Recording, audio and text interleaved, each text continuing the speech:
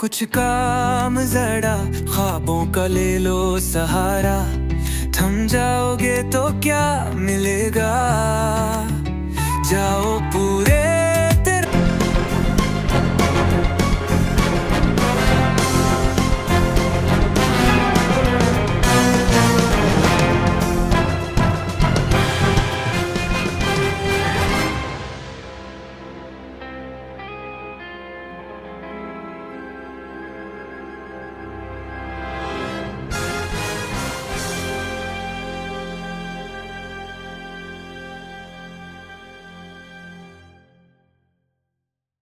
माँ भारती के मंच पर काशीकांत मिश्रा जी, जो कि देशभक्त भी हैं और देश के बच्चे कैसे चमके, ये समाज कैसे चमके और किस तरह से सत्य की जीत हो, इस पर चिंतन तो करते ही हैं। और साथ ही साथ रुकी के 73 के ग्रेजुएट होने के साथ साथ आपने एक्यूपंक्चर पर 5 किताबें लिखी और क्वालिफाइड डॉक्टर्स को आप इसका ज्ञान भी देते रहते हैं।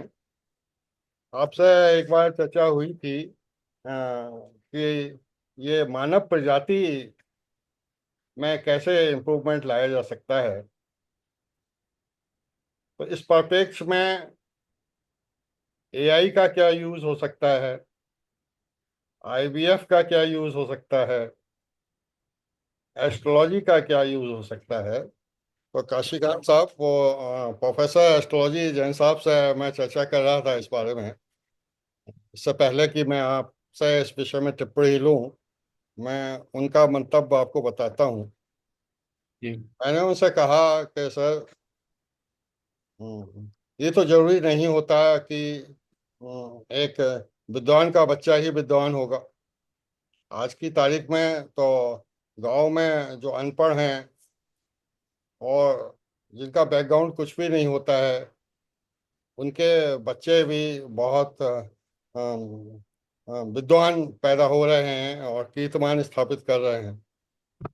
तो निश्चित रूप से कहीं ना कहीं ये जो टाइम है फर्टिलाइजेशन का, और समय है और स्थान है, ये बहुत ज़्यादा मैटर करता है। क्योंकि देखा गया है कि एक से एक विद्वान और एक से एक बड़े बिजनेसमैन और बड़े बड़े घरानों और राजघरानों के भी इतिहास गवाह है कि, कि जो बच्चे हुए उनकी सोच में नेगेटिव और पॉजिटिव दोनों डायरेक्शंस की ग्रोथ हुई है। तो सर, अनिल सिंह साहब से मैंने कहा था कि सर ये हमें बताइए कि जो आईवीएफ प्रणाली चल रही है, और या हमारे काशीकांत जी सोचते हैं कि जैसे जानवरों की ब्रीडिंग इम्प्रूव हुई है, can be do like this. और मैंने कहा कि ये जो आईवीएफ वाली प्रणाली है जिसमें स्पर्म एंड एग को एक पर्टिकुलर टाइम में फर्टिलाइज कराया जाए और डिलीवरी सुनिश्चित की जाए, जबकि स्टार्स बेस्ट सूटेड हों, तो रिजल्ट अच्छे आने की संभावना हो सकती है। तो प्रोफेसर जैन साहब का कहना है कि निश्चित रूप से ये सब संभव है। मगर उनका कहना यह है कि समाज बहुत नेगेटिव डायरेक्शन में जा रहा है। और अब स्पर्म किसका है और एग किसका है, और ये जो मेडिकल इंडस्ट्री है किस तरह से कैश कर रही है इन सब चीज़ों को, इस पर भी चिंतन की आवश्यकता है। तो सर, आप क्या सोचते थे कि किस तरह से ये जो प्रणाली है, जो प्रजाति है, मानव प्रजाति इम्प्रूव होगी? आपकी सोच क्या थी? उसके बाद वो जैन साहब से मैं प्रश्न पूछूंगा और शेयर करूंगा आपको भी, और उन्होंने जो बताया है उसके बारे में भी आपको बताऊंगा। तो सर, इस विधा के बारे में आप क्या सोच सकते हैं सर? आप प्रकाश डालें सर। धन्यवाद सिन्हा साहब, आप इतनी सोचते हैं। समाज के लिए और संसार के लिए इतना सोचने वाले भी बहुत कम हैं। आपको बहुत बहुत धन्यवाद और बधाई कि अपनी जो पर्सनल चिंताएं हैं उनके अलावा भी आप समाज के लिए और संसार के लिए सोच रहे हैं। देखिए, इस समय हमारे दिमाग में दो बातें हैं। एक तो ये जो आपने पूछा, ये पहले से है। और दूसरा, अभी जो पहलगांव में हो गया, उसके परिप्रेक्ष्य में क्या करना चाहिए, ये बहुत बड़ी समस्या है, खड़ी हो गई है मतलब बहुत दिनों से है ये, हमेशा से ही है। तो सबसे पहले आपको मैं ये बताना चाहता हूं कि ये जो आपने प्रश्न पूछा है, इसमें मैं चाहूंगा कि अनिल जैन जब रहे उस समय मैं आऊं तो ज्यादा फ्रूटफुल होगा ये डिस्कशन। देखिए, माँ के गर्भ में जो संतान आता है वो कैसे आता है। हमारे जो अपनी जो भारतीय ज्ञान है, परंपरा, उसकी जो फिलॉसफी है, काफी साइंटिफिक है उसका बेस। और हम अपने ऋषि मुनियों को एकदम से खारिज नहीं कर सकते। वो लोग भी रिसर्चर्स थे, साइंटिस्ट थे, और उन्होंने से बहुत सी बात करी। और क्यों केवल भारतीय, मैं कहता हूँ चाइनीज ज्ञान भी देखना चाहिए, जापानीज देखना चाहिए, और कोरियन देखना चाहिए, और इजिप्शियन देखना चाहिए, है ना। तो चूंकि मैं इस फील्ड में हूँ, तो मैं ये कहना चाहता हूँ जब कि एक तो प्लानिटरी सिचुएशन की बात होती है। प्लानिटरी सिचुएशन जैसा होगा, जिस समय पे जिस जगह पे जन्म होता है बालक का, फिर उसका प्रारब्ध उसी प्रकार से होता है, और उस प्रकार से उसकी फिजिकल और मेंटल कैपेबिलिटीज भी होती हैं। ये एक बात है, बट दिस इफेक्ट ऑफ, ये जो प्लानिटरी सिचुएशन का जो इफेक्ट है, वो फिजिकल माइंड और फिजिकल बॉडी पर आता है। लेकिन इसके अलावा एक बात होती है जो इंट्रिंसिक प्रॉपर्टी कहलाती है उस जीव की, जीवात्मा की। ये फिलॉसफी है।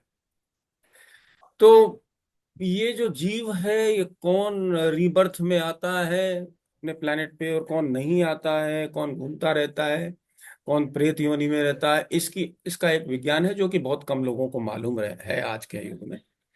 वैसे तो सार बहुत सी चीजें रिकॉर्डेड हैं, उसको देखा जा सकता है, रिसर्च किया जा सकता है। लेकिन मुझे जितनी जानकारी है वो ये है कि कुछ लोगों का तुरंत हो जाता है रीबर्थ, कुछ लोगों को वेट करना पड़ता है, कुछ लोग घूमते ही रहते हैं और वो मानव योनि में आ ही नहीं पाते। उसका कारण ये है, हमारे यहाँ जैसा कहा गया है कि कर्म फल की बात होती है। तो कर्म क्या है, और कर्म से ही संसार संस्कार होता है, और संस्कार से कर्म होता है। ये विशेष सर्कल है। और जो कुछ एक मेमोरी हम जिसको कहते हैं, तो मेमोरी ये होती है, एक जेनेटिक मेमोरी होती है, एक एवोल्यूशनरी मेमोरी होती है, एक कॉन्शियस मेमोरी प्रेजेंट की होती है। तो कम से कम ये तीन कैटेगरीज तो होती हैं, इसके अलावा भी एक आध है, लेकिन ये तीन सबसे बड़ी। तो एवोल्यूशनरी मेमोरी क्या है कि हम एवॉल्व हो गए हैं, ह्यूमन बीइंग तक आ गए हैं। So this is evolutionary memory.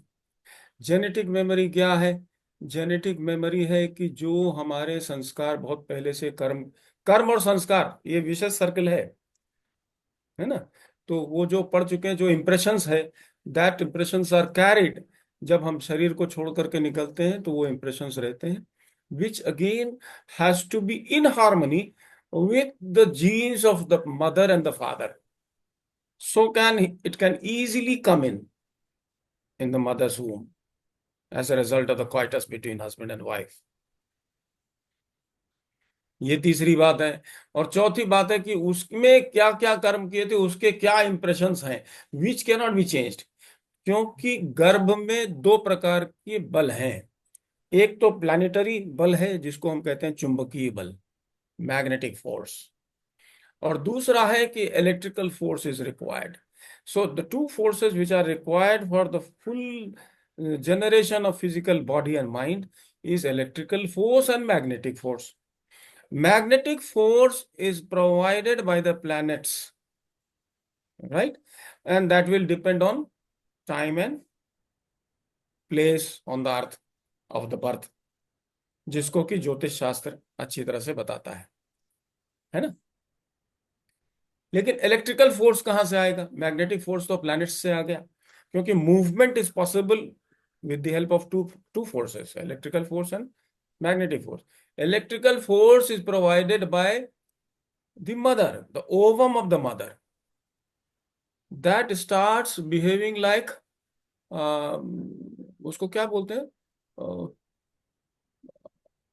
जिसमें करंट अपने आप होता है, I forget, EMF, chip, EMF, chip जो होता है ना, जो ताइवान भी बना रहा बहुत ज्यादा, and we are trying to buy semiconductors. अच्छा, okay. Now, this ovum of the mother that acts as semiconductors.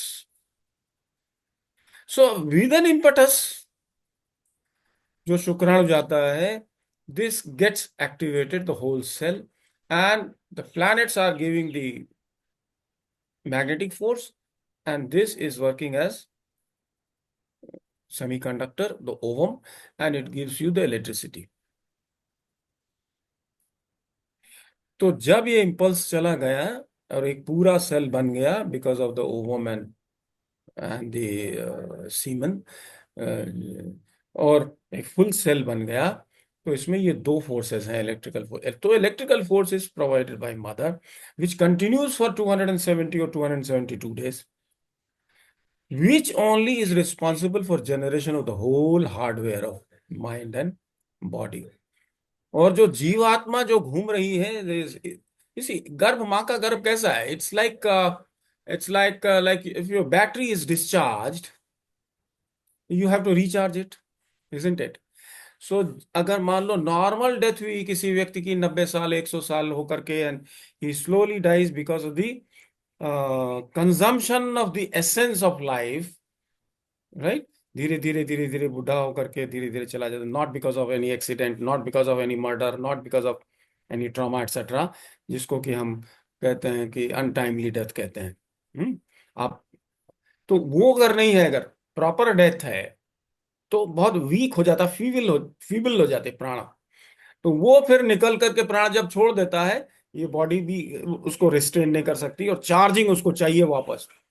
Then it goes to find out a mother and a womb where it gets into, and it can get charged.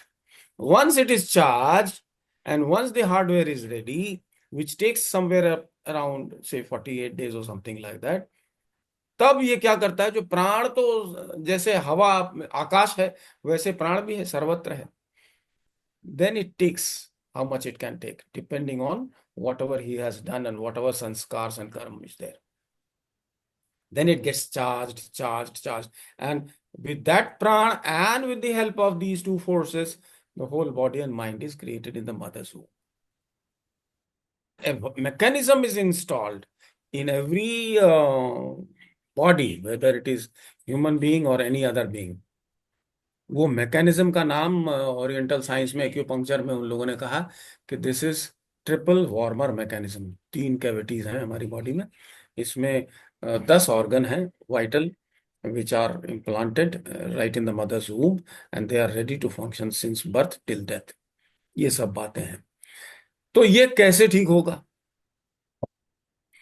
बात ये है कि electricity is also 5 different varieties, and magnetism is also 5 different varieties. इसी प्रकार से 5 प्रकार के प्राण होते हैं, और हर प्राण से अलग प्रकार का काम होता है. बिना प्राण के रियल मूवमेंट और रियल क्रिएटिविटी नहीं आ सकती, है ना? तो इन सब बातों को देख करके हमें ही डिसाइड करना चाहिए. स्टिल हम पहले भी जो ऋषि मुनि जो कह गए हैं, they that science is also not perfect. So further research is required कि भाई विवेकानंद कैसे पैदा हो, रामकृष्ण परमहंस कैसे पैदा हो, महाराणा प्रताप कैसे पैदा हो. तो देयर आर 2 थिंग्स, एक तो इंट्रिंसिक प्रॉपर्टी है, और एक जन्म के बाद उसको क्या आपने दिया, कैसा आपने वातावरण दिया, कैसा उसका भरण पोषण किया, etcetera etcetera. External and intrinsic, prenatal and postnatal, इन दोनों को मिलाकर. तो मेरा ये कहना है कि भाई आज क्या हो गया है, sex has become a kind of an entertainment and source of happiness. नहीं, वो इसके लिए कहा, लेकिन वास्तव में इसका पर्पस अपने यहाँ जो समझा गया है, टू प्रोक्रिएट, है ना। तो ये जो सिस्टम है, ये जो मैकेनिज्म है, इस मैकेनिज्म का तारतम्य बड़ा जबरदस्त है ना। और सबसे बड़ी कड़ी इसकी क्या दिखती है? सांस, which also changes. Her nostril में 5 प्रकार का होता है। एक बार मैंने आप इस तरह की एक क्लास भी आपके साथ की थी। तो कैसे जन्म दें, तो इसकी एक तो दो बातें होनी चाहिए। एक तो इसकी ट्रेनिंग होनी चाहिए, before you go for giving birth to a child, you should know how you should go for coitus and how you should take care of the whole 9 months and how the child should be delivered. एक तो ये training होनी चाहिए। दूसरी ये होनी चाहिए कि उनकी जेनेटिक जो प्रॉपर्टीज हैं, जेनेटिक मेमोरी, उसमें रिसर्च करना पड़ेगा। और वो हम लोगों के यहाँ पे क्या था कि भाई हम लोगों के यहाँ गोत्र सिस्टम है और जेनेसिस होती है। लोग कहते हैं सारे सबके खून तो सबका खून लाल है, लेकिन हम लोग जानते हैं कि रक्त में भी ब्लड है। A group, B group, plus group, minus group, A B group, O group, तमाम दुनिया भर का ग्रुप है कि नहीं है? नहीं, देखने से कहाँ पता लगता है? रिसर्च करनी पड़ी ना। और आपको पता है कि बीमारियां भी एक ब्लड ग्रुप जिसका जिस प्रकार है, अगर मान लीजिए 1,000 आदमी ओ ग्रुप के हैं, 1,000 ग्रुप ए ग्रुप के हैं, बी ग्रुप के हैं, तो अलग अलग प्रकार की बीमारियों के लिए वो प्रोन होते हैं। ये इस प्रकार की बीमारी किन ग्रुप ब्लड ग्रुप वालों को ज्यादा होती है, ये स्टडी हो रही है, सारी जगह अवेलेबल है गूगल पे, है ना। इसके मतलब वो भी इफेक्ट करता है। इस पर अगर हमारा आर्टिफिशियल इंटेलिजेंस काम करे तो जीन्स को टेस्ट करके, वुड बी पेरेंट्स के जीन्स को टेस्ट करके हम कह सकें ये क्रिमिनल तो नहीं पैदा होगा। अगर हम ये कर सकें तो सबसे पहले तो वही करना चाहिए कि मदर के तरफ से हम लोग क्या करते हैं, 6 जनरेशन छोड़ देते हैं, और फादर की तरफ से 7 जनरेशन के रिलेशंस को छोड़ देते हैं, और तब शादी होती। ये सब लिखा हुआ है धर्मशास्त्रों में, which is known to Brahmins of, they are only Brahmins who know all these sciences. तो गाली देने से क्या होगा? किसी को ज्ञान तो आप नहीं ले सकते किसी का। तो मेरा कहना यह है कि हर व्यक्ति कहीं भी पैदा कर ले भाई। बड़ा बड़ा युद्ध होते थे, विश्व युद्ध होता है, उसमें रेप होता है। आज भी बांग्लादेश में रेप हो रहा है, कहीं रेप हो रहा है, कहीं रेप, उससे भी बच्चे पैदा होते हैं। लेकिन ये भी जरूरी नहीं कि उससे जो बच्चे पैदा हुए वो हर समय क्रिमिनल ही होंगे। तो it is a random thing. अब हमें क्या करना है कि प्लान्ड वे में कुछ लोगों को जिसकी प्रोबेबिलिटी एटलीस्ट मोर देन 50% हो कि वो नॉन क्रिमिनल होगा, उनको लाइसेंस दिया जाना चाहिए कि भाई आप बच्चे पैदा करो। तो जेनेटिक साइंस में जा करके, जेनेटिक मेमोरी की खोज करके, जेनेटिक मेमोरी माने जीन्स में क्या क्या प्रॉपर्टीज है, तो उसमें क्या होता है, there are 4 horizontal bonds which are joining these spiral this thing, the DNA chromosomes। उनकी क्या परम्यूटेशन कॉम्बिनेशन बहुत सी हो सकती है।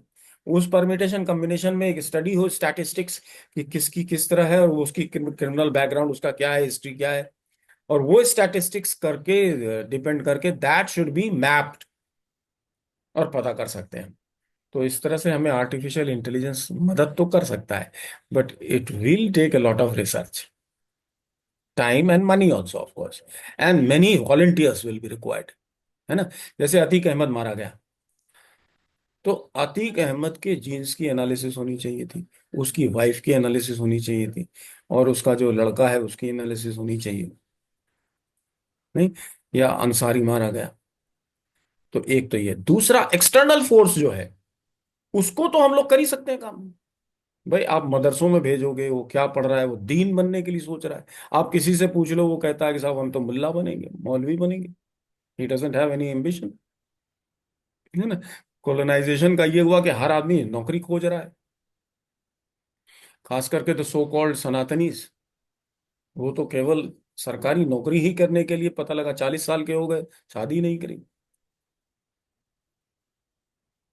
नहीं। तो लाइफ से ज्यादा इंपॉर्टेंस उन्होंने दे दिया फिजिकल एसेट्स, उसको उन्होंने मान लिया मीन्स ऑफ हैप्पीनेस। ये बात थी नहीं। जो पहले हायर स्टडीज में जाते थे, they were not assured of food, they were not assured of house for marriage. उनको बेगिंग करके, भीख मांग के लाके गुरुकुल में लाके गुरु को पिघलाना पड़ता था। So the higher studies that requires a lot of sacrifice, है ना। तो उनको कैसे पता लगा भाई, कैसे पता लग रहा है कि सूर्य ग्रहण कब होगा, मंगल के वो नक्षत्र जितने घूम रहे हैं, एक राशि में 4 नक्षत्र हैं, वो नक्षत्र भी कैसे हैं, उसमें कौन कौन से तारे हैं, वो कैसे घूम रहा है, ये कैसे पता लगता था? How did they know? कोई मशीनरी तो थी नहीं। तो प्रज्ञा समाधि नाम की चीज होती थी, बैठे बैठे ही आप सब कहीं भी जाके देख सकते हो, वो सब खत्म हो रहा है। तो दोनों बातें हमें देखनी पड़ेंगी। Specially you have to see the females mother. Why? Because the electricity is provided by mother only, which is more important. ठीक है, इसलिए उनकी डिसिप्लिन, उनकी purity is more important than the purity of the males. इस बात को आज लोग नहीं समझते। इक्वल है सब, अगर लड़का रात में जा सकता है तो लड़की भी रात में जा सकती है ना। एक्शन और रिएक्शन की बात है। एक तो ये, दूसरा ये, हम ये डिटेल में जब कभी जैन साहब भी रहेंगे तो उनसे, उनका ज्ञान भी हम लोगों के काम आ सकता है। And then we can make a recommendation कि भाई किस तरह का रिसर्च हो, कैसे स्टैटिस्टिक्स जमा किया जाए और कैसे देखा जाए, and then we can start providing authorization to go ahead and procreate. If you do not have license and you have procreated, then not only you will be affected, but the child born by you, they will also be affected for voters right or schemes of the government or whatever. वो हम लोग देख सकते हैं बाद में क्या कर सकते हैं। तो आपने एक बैरियर रख दिया, एक डिटरेंट रख दिया कि हर आदमी बच्चा पैदा नहीं कर सकता। That should be applicable to everyone, whether Muslims or Hindus or Sikhs or Isais or anybody। एक ये बात है। दूसरी बात यह है कि अभी जो पहलगाम वाली बात है, पता नहीं कितना टाइम बचा है आपके पास, इसको कैसे किया जाए? ये बहुत बड़ा घाव है साहब, कैंसर है ये। आप कश्मीर में कितना भी कर लीजिए, एक अर्चना तिवारी करके एक जर्नलिस्ट है, उसका वीडियो वायरल होता रहता है, कभी हमने उसको कई बार देखा। तो उसने तो ऐसा स्टिंग ऑपरेशन करके भी सारा वीडियो डाला है कि नो बडी रियली, वो सब एलिनेट कर रहे हो, India is different and Kashmir is different. इससे कैसे छुटकारा हो, ये क्या करें हम? तो इसके लिए बहुत बड़ा रिकमेंडेशन जो आपने दिया है, इस पर चर्चा होनी चाहिए कि उनकी वोटिंग राइट्स एंड उनका अधिकार, जो हमारी स्कीम्स सरकार लाती है, नौकरियां या जो कुछ भी, इस पर क्या होना चाहिए, what we can do. Openly आना पड़ेगा साहब ये। अब ये सेकुलर सेकुलर करके और सबका विकास करके काम नहीं होगा, है ना। तो हमें दो काम करना चाहिए। पहले तो देशद्रोही या देश के विरुद्ध बोलने वाले लोगों को वोटिंग राइट्स नहीं होना चाहिए। आप ये मत बोलिए मुस्लिम और ईसाई और ये, आप सीधे बोलिए those who have no love for our country, they do not have rights to form the government of India. आप इंडिया को प्यार करते हैं, that must be proved by your past history and your present activities. तो उसके लिए we can put a test, they should take the test, pass it and earn the voting rights। हम उस आदमी को क्यों वोटिंग राइट दें जो हमारे अगेंस्ट ही काम करने वाला है? भाई कंट्री सबका है, हम मानते हैं, मुसलमानों का भी देश है, आपका भी देश है, आपका भी देश है, सबका देश है, आइए सब लोग वेलकम है। लेकिन अगर आपका देश है तो आप अपनी देश के हित में क्या क्या चाहते हैं, क्या क्या करना चाहते हैं, and that will be judged bye panel like supreme court. And तब आपको वोटिंग राइट्स मिलेंगे, नहीं तो नहीं मिलेगा। और उसके लिए, तैयारी के लिए free education up to the high school level, जिसमें खाली यही बताया जाए कि क्या करना चाहिए, आपका विकास कैसे होगा, मेंटल और फिजिकल विकास के लिए हाई स्कूल तक, 10th क्लास तक या 9th क्लास तक या जो भी, free education to everyone whether is a Muslim और हिंदू और एवरीथिंग। वो लेने के बाद you should be able to take the test and pass it and earn your voting rights. Voting right के लिए आप नहीं कर सकते कि खाली आपका एज हो गया तो आपका वोटिंग राइट हो गया। आपका एज हो गया और आप राक्षस हैं, क्यों वोटिंग राइट आपको दें भाई? इस देश की गवर्नमेंट बनाने के लिए वही लोग बनाएंगे ना जो इस देश को प्यार करते हैं, जो इसको अपना देश मानते हैं। आप पाकिस्तान को मान रहे हैं अपना देश? नहीं नहीं, हम प्यार तो पाकिस्तान को ही करते हैं। हाँ, मिलता तो है सब कुछ, सरकार तो दे रही है सब कुछ, मोदी सरकार दे रही है, लेकिन हम वोट इसको नहीं देंगे। पाकिस्तान ही हमारा, हम तो प्यार तो उसी को करते हैं। तो अब पहले इसको कैसे करना पड़ेगा? फिल्टर करना पड़ेगा, विच ऑलरेडी मोदी हैज स्टार्टेड। सारे पाकिस्तानियों को बाहर का रास्ता दिखाने का, वो भी बहुत मुश्किल हो रहा है अभी। तो Pakistan is not ready to accept है ना। और उधर के भी लोग आएंगे आपके पास, और इसीलिए वो सीएए में कह रहे थे कि आप मुस्लिम को भी रखिए सिटीजनशिप देने के लिए, क्योंकि यहाँ की लड़कियां वहां के लड़कों से शादी कर रही हैं और वहां की लड़कियां यहाँ के लड़कों से शादी करके चली आ रही हैं। ये सब पहले फिल्टर, ये तो बहुत अच्छा शुरू किया अभी, लेकिन खुल के सामने आना पड़ेगा। अभी थोड़ी सी हिम्मत दिखलाई गई है भारतीय सरकार ने, ये करना पड़ेगा। तो ये सिंगल नहीं होगा, पहले हमें अपने इंटरनल फिल्टर करना पड़ेगा, जिसका ये फर्स्ट स्टेप है। एक्सटर्नल आप पाकिस्तान से अभी युद्ध करने के लिए मत जाइए, there is no necessity, I don't think. You take precautions, put border force सारे सिक्योरिटी रखिए, एजुकेट। अब बॉर्डर सिक्योरिटी फोर्स का एक जवान ऐसे चला गया, घूमते घामते उनके सीमा में चला गया, पकड़ा गया। ऐसे क्यों हैं आपके जवान बीएसएफ में भाई? ऐसे अनएजुकेटेड और गधे के जैसे क्यों चले गए भाई आप? डिसिप्लिन होनी चाहिए ना, यू शुड नो कि आपकी सीमा कहाँ है, कौन सा बॉर्डर है। या तो आप स्पाइंग के लिए गए हो तो पकड़े जाएंगे, तो फिर रिस्क है, then you know it, are you authorize to spy?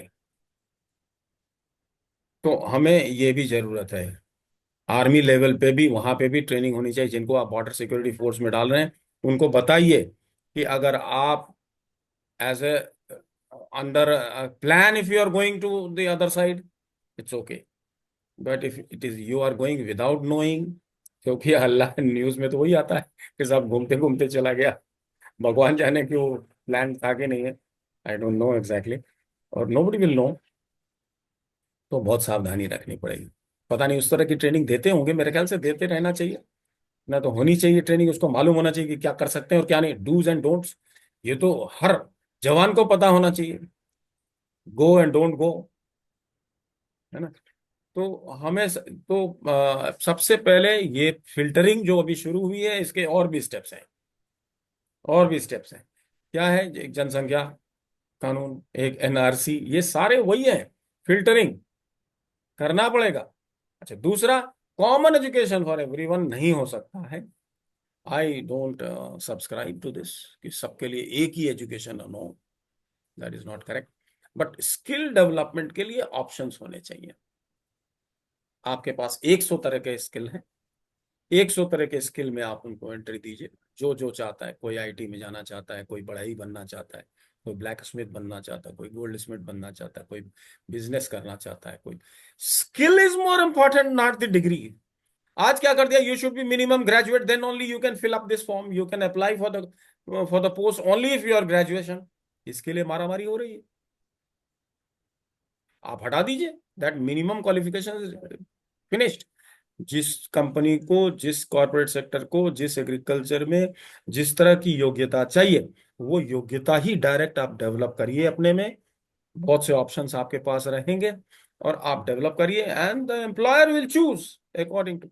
आप employer is not interested in your paper और डिग्री। भाई बाहर कहाँ रिटायरमेंट हो रहा है?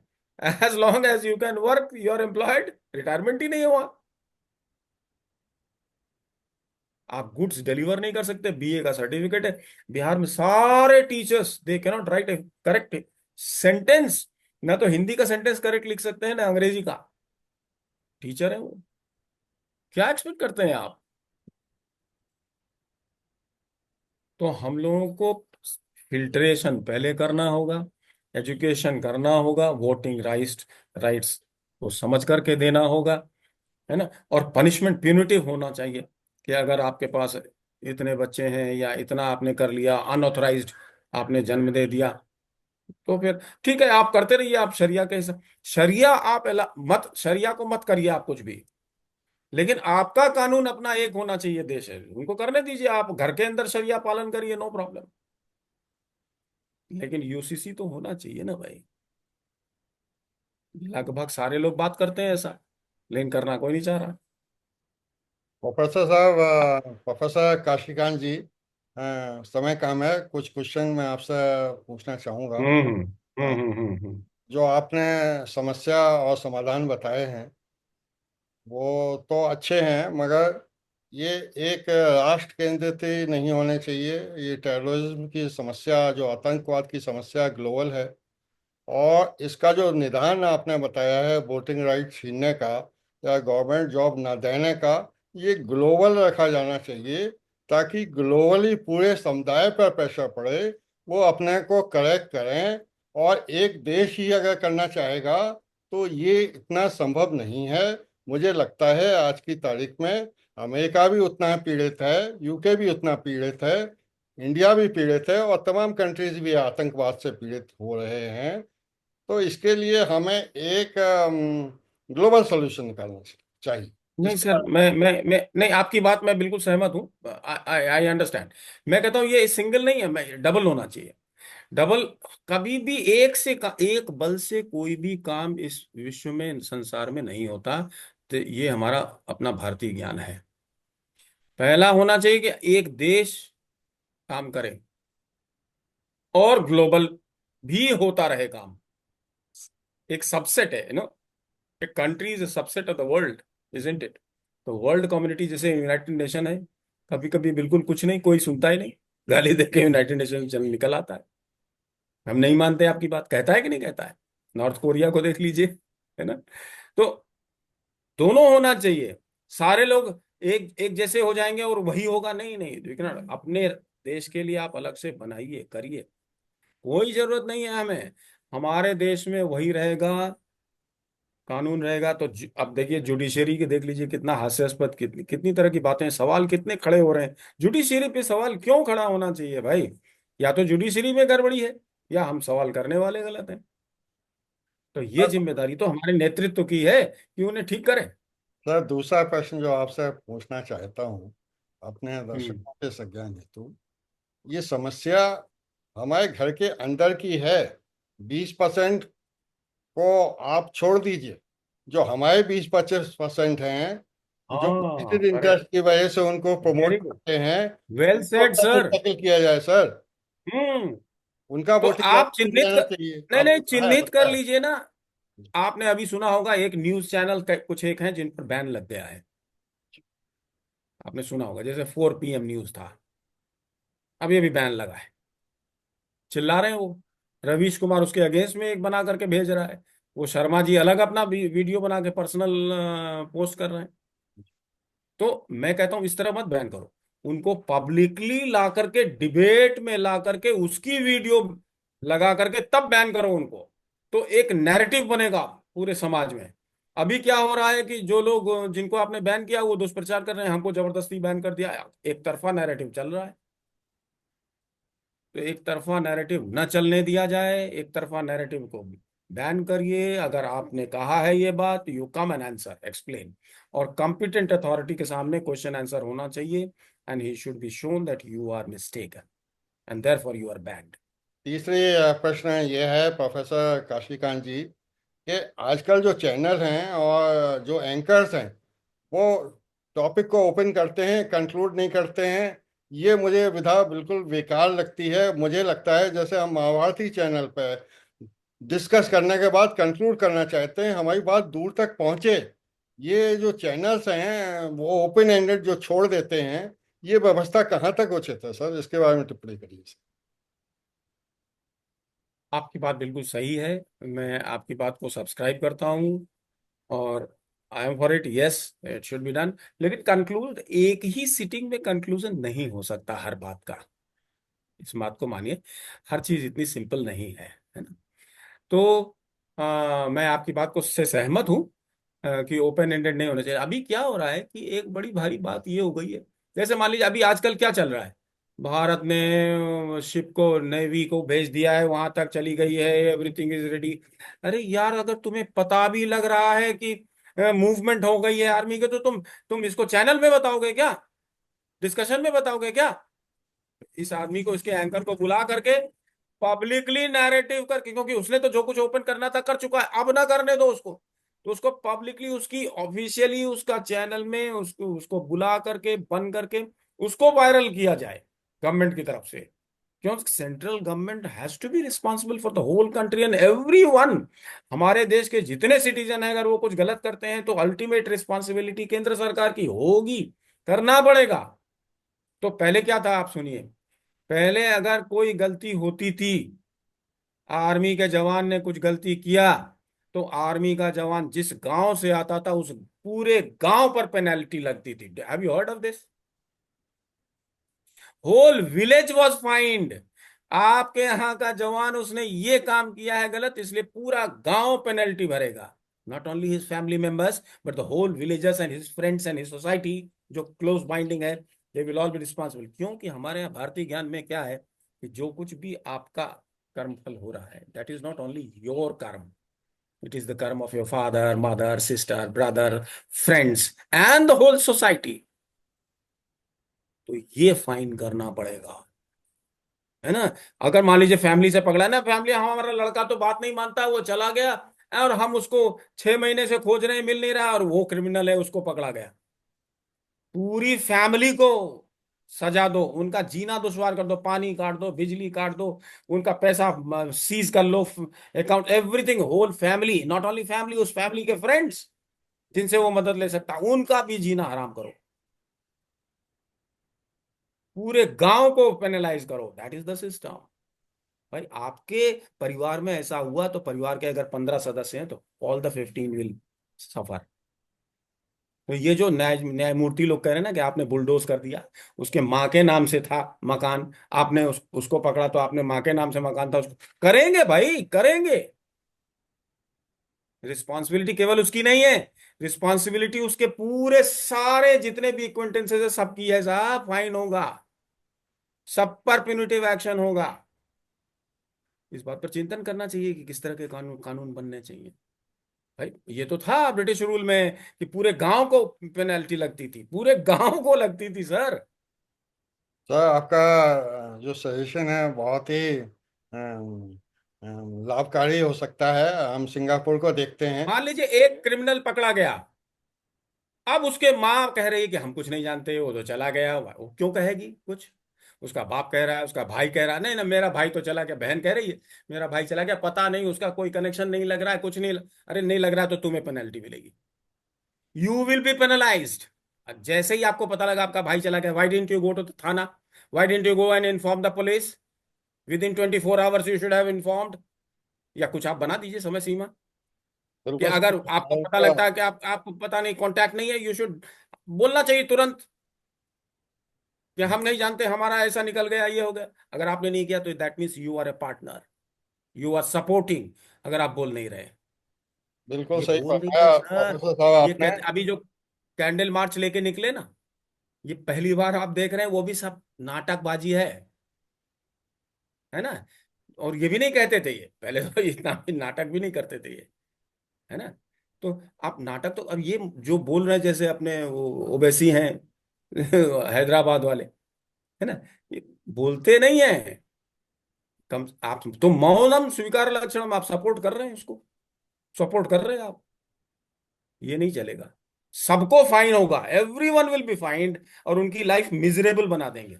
ना पानी देंगे, ना बिजली देंगे, ना नौकरी देंगे, उनकी फ्रीज कर देंगे अकाउंट, कुछ भी करे, माने that can be thought of. बिल्कुल सही लेकिन कहा उनको सर। पेनलाइज करना। देश में कठोर कानून की आवश्यकता है। सिंगापुर में कठोर हाँ, कानून की वजह से ही सिंगापुर सिंगापुर है। कोई भी विदेशी घुस नहीं सकता, वहां का आदमी कोई बदमाशी कर नहीं सकता। हमारे देश में डेमोक्रेसी का मतलब ये नहीं माना जाना चाहिए कि लजर पजर सिस्टम होगा, लजर नहीं, पजर अगर कानून होगा। जाओ पूरे तेरो इरादा, बहु टकलियां आराम अब बढ़ने दो हर कदम।